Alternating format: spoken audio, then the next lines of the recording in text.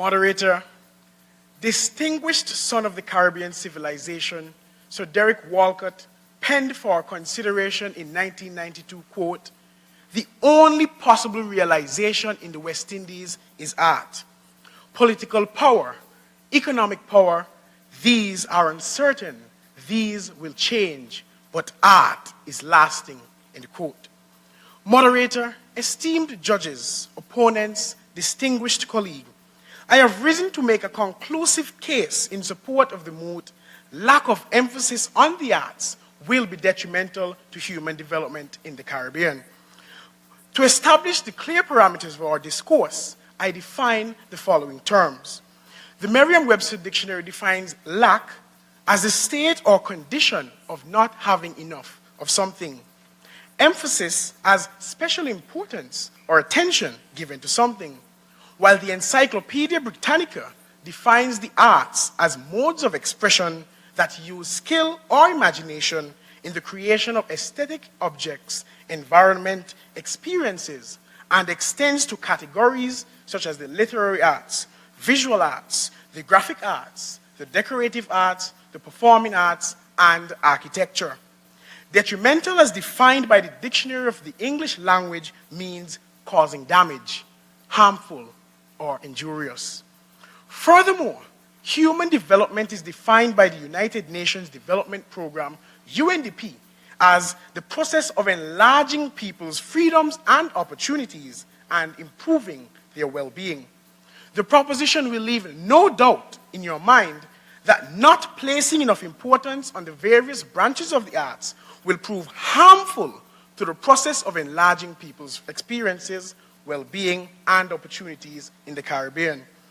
I implore you to stay riveted as I paint a clear picture of a region that is failing to place adequate emphasis on the creative arts industry through lack of financing and protection and the resulting harm to our development.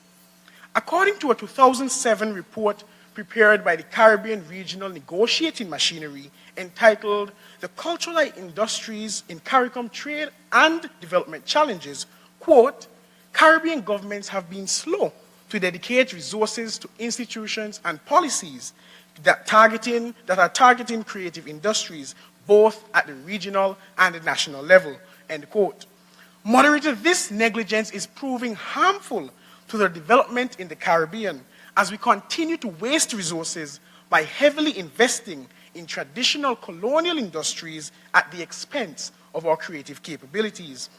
A 2015 article by CARICOM Today recognized that Guyana is investing over US $130 million in a new state-of-the-art sugar factory, but nowhere near that much is being poured into the areas of our most natural talent.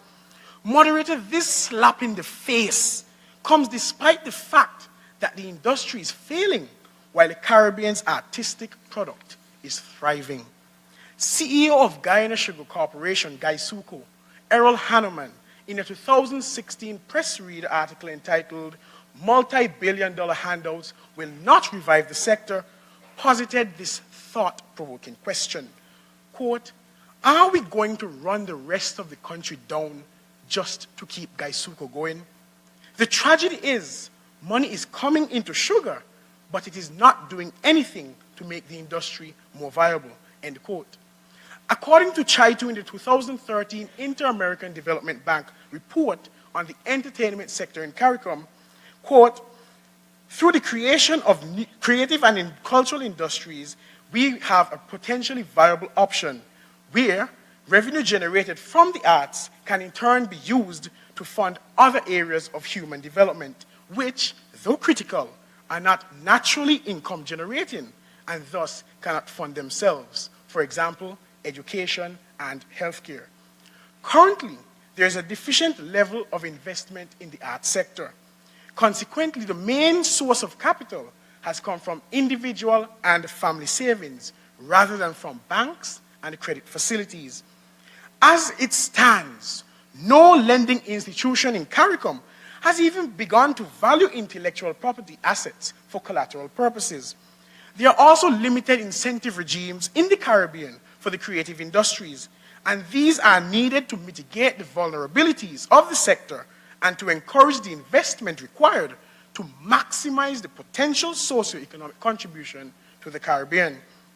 Even in Jamaica, which is considered by many to be the artistic hub of the region, it was noted in their 2009 National Export Strategy that there is an absence of special enterprise and grant funding for the creative industry.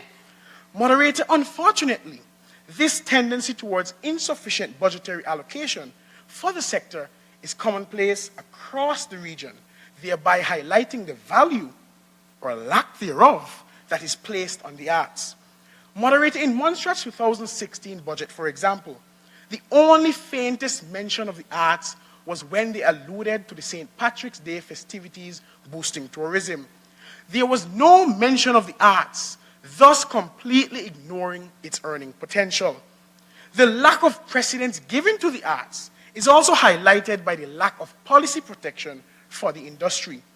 Let's look at the treatment of the importation of artistic supplies and tools, for example.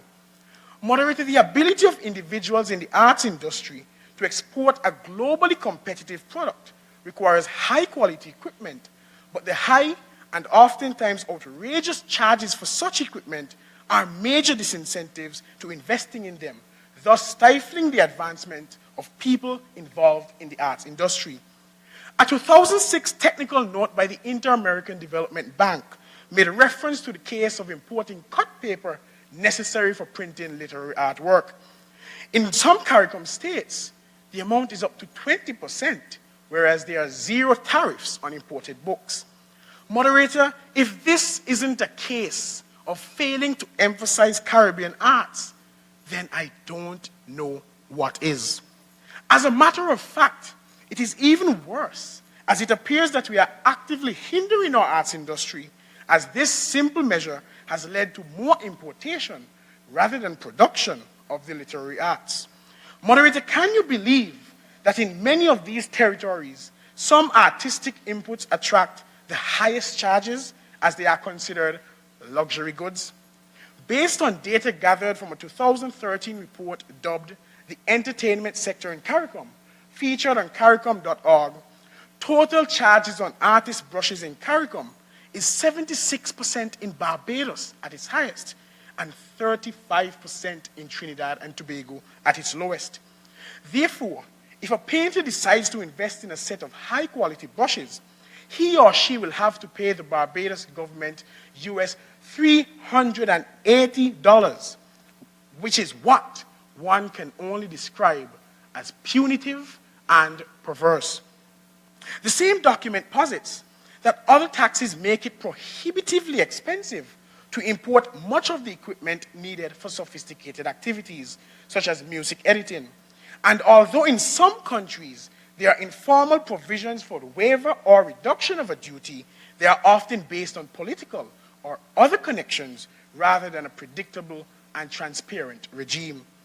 Not only that, moderator, but another area of protection in particular where there is need for much work is the region's intellectual property framework. Moderator, we are all aware of the commonplace nature of copyright infringement in the region.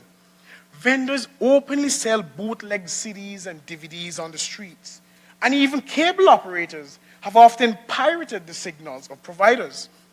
This phenomenon deters many artists as the lack of protection prevents them from adequately profiting from their product that gets so openly stolen. Moderator, the bigger picture is now present, one where we see our innovative people in an industry lacking funding, opportunities, as well as protection. Certainly, if we do not capitalize on the plethora of benefits that line the arts, the short and long-term consequences will be severe. We will miss out on opportunities for improving standard of living, as well as the potential to develop a more knowledgeable citizenry, which my colleague will further discuss. The proposition